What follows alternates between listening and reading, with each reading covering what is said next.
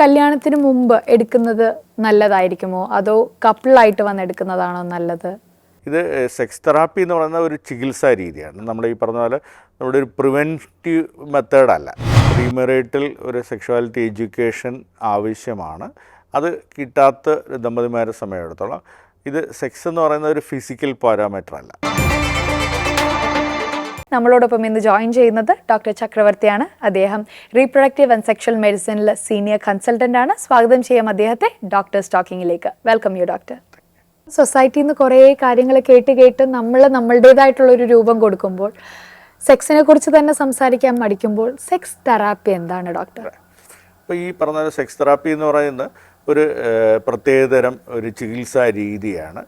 ഇപ്പോൾ നേരത്തെ പറഞ്ഞതുപോലെ ശാരീരികമായിട്ടുള്ള പ്രശ്നങ്ങളില്ലാത്ത ഒരു പ്രത്യേകിച്ച് ദമ്പതിമാർക്കോ അല്ലെങ്കിൽ ഈ പറഞ്ഞ പോലെ വ്യക്തിക്കോ അതിൽ കൂടെ ഈ പറഞ്ഞ പോലെ അവരുടെ ഈ പറഞ്ഞ പോലെ സെക്ഷൽ പ്രോബ്ലംസ്, പ്രത്യേകിച്ച് ഞാൻ നേരത്തെ പറഞ്ഞ പോലെ വജനസ്മസ് പോലുള്ള യോനി സങ്കോചം എന്ന് പറയുന്ന പോലുള്ള ഈ പ്രശ്നങ്ങൾക്ക് ഉള്ള ഒരു സ്പെഷ്യലൈസ്ഡ് ചികിത്സാ രീതിയാണ് സെക്സ് തെറാപ്പി എന്ന് പറയുന്നത്.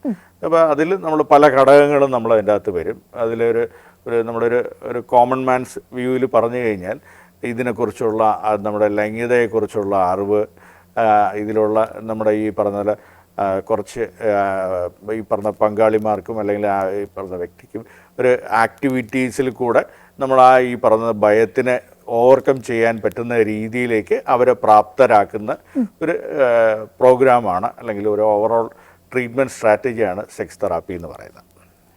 അപ്പോൾ ഇത് കല്യാണത്തിന് മുമ്പ് എടുക്കുന്നത് നല്ലതായിരിക്കുമോ അതോ കപ്പിളായിട്ട് വന്ന് എടുക്കുന്നതാണോ നല്ലത്? ഇത് സെക്സ് തെറാപ്പി എന്ന് പറയുന്ന ഒരു ചികിത്സാ രീതിയാണ്. നമ്മൾ ഈ പറഞ്ഞ പോലെ നമ്മുടെ ഒരു പ്രിവെൻറ്റീവ് മെത്തേഡല്ല, ഒരു ചികിത്സാ രീതിയായിട്ടാണ് അതിനെ നമ്മൾ കണക്കാക്കുന്നത്. ഡിസ്ഫങ്ഷൻ ഉണ്ടാകുമ്പോൾ നമ്മൾ അല്ലെങ്കിൽ അതിന് മുമ്പ് നമ്മൾ ഈ പ്രീമെറിറ്റൽ കൗൺസിലിംഗ് എന്നുള്ള രീതിയിൽ നമ്മൾ ആ ഒരു എഡ്യൂക്കേഷനും ഇതെല്ലാം കൊടുക്കാം.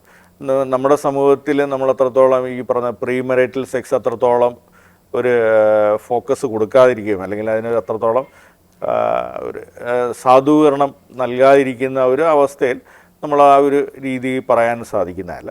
അപ്പോൾ ആ ഒരു രീതിയിൽ ഈ പറഞ്ഞ പോലെ ആ ഒരു പ്രീമെറിറ്റൽ സെക്ഷുവാലിറ്റി എഡ്യൂക്കേഷൻ ഒരു കപ്പിളിനെ സമയത്തോളം അനിവാര്യമാണ്.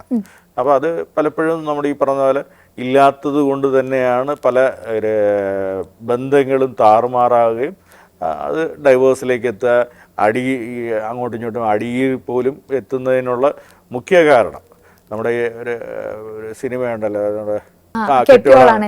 അതിൽ ഈ പറഞ്ഞ പുള്ളി പറയുന്ന എനിക്കിതിനെക്കുറിച്ച് അച്ഛൻ്റെ അടുത്ത് പോയി പറയുന്ന എനിക്കിതിനെക്കുറിച്ച് അറിയില്ല.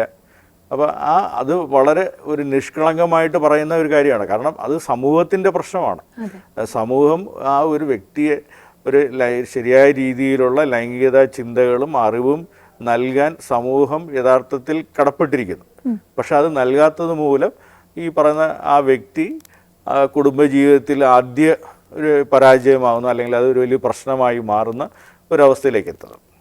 അപ്പോൾ ഡോക്ടർ, ആ ഒരു ആദ്യ പരാജയം എന്ന് പറഞ്ഞുകൊണ്ട് ചോദിക്കുകയാണ്, എത്ര നാളാണ് മാരേജ് കഴിഞ്ഞ് എത്ര നാൾ വരെയാണ് ഈ ഒരു പെയിനോ അല്ലെങ്കിൽ ഇത്തരത്തിലൊരു പ്രോപ്പർ കമ്മ്യൂണിക്കേഷൻ ഇല്ലാത്തത് കാരണമുള്ള പ്രശ്നങ്ങൾ എത്ര നാൾക്ക് ഉള്ളിലാണ് ഒരു ഡോക്ടറിനെ അല്ലെങ്കിൽ ഒരു തെറാപ്പിസ്റ്റിനെ കാണേണ്ടത്?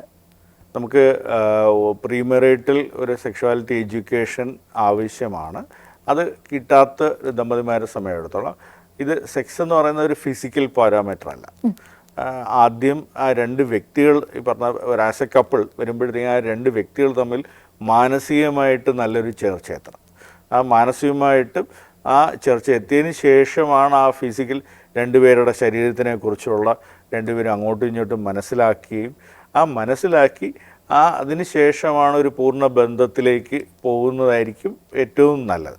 അപ്പോൾ അത് നമ്മുടെ ഒരു കൾച്ചറിൻ്റെ ഭാഗമായിട്ട് ഇങ്ങനെ പറയുന്ന ഒരു ഫസ്റ്റ് നൈറ്റ് എന്നുള്ള രീതിയിൽ ഉണ്ടാക്കി വെച്ചിരിക്കുന്നത് അത് ഒരു പ്രത്യുൽപാദനത്തിനെ ഫോക്കസ് ചെയ്തുകൊണ്ടാണ് അത് കൂടുതലും ചെയ്യുന്നത്. കാരണം ആ ദിവസത്തിൽ ബന്ധപ്പെട്ട് കഴിഞ്ഞാൽ ഒരു കുട്ടി ഉണ്ടാകുന്ന, അപ്പം നമ്മുടെ സമൂഹം യഥാർത്ഥത്തിൽ ഇത് രണ്ടിനെയും കൂടെ ചേർത്ത് ഒരു പ്രത്യുൽപാദനത്തിന് ഫോക്കസ് ചെയ്തുകൊണ്ടാണ് നമ്മൾ ഈ പറഞ്ഞ പോലെ കരുതി വെച്ചിരിക്കുന്നത്. അതുകൊണ്ട് തന്നെ ഉള്ള പ്രശ്നം എന്താണെന്ന് വെച്ച് കഴിഞ്ഞാൽ നമ്മുടെ ഈ ഒരു കൺഫ്യൂഷൻ അവിടെ നിലനിൽക്കുന്നുണ്ട്. അപ്പോൾ ഈ ഒരു കൺഫ്യൂസ് സ്റ്റേറ്റിൽ എന്ത് അഡ്വൈസ് ആയിരിക്കും ഡോക്ടറിന് കൊടുക്കാൻ താല്പര്യം? അങ്ങനെ ഒരു കൺഫ്യൂസ് സ്റ്റേറ്റിൽ ഫാമിലി ലൈഫ് ജസ്റ്റ് സ്റ്റാർട്ട് ചെയ്തിട്ടുള്ള കപ്പിൾസ് ആണെങ്കിൽ എന്തായിരിക്കും ഡോക്ടറിൻ്റെ അഡ്വൈസ്?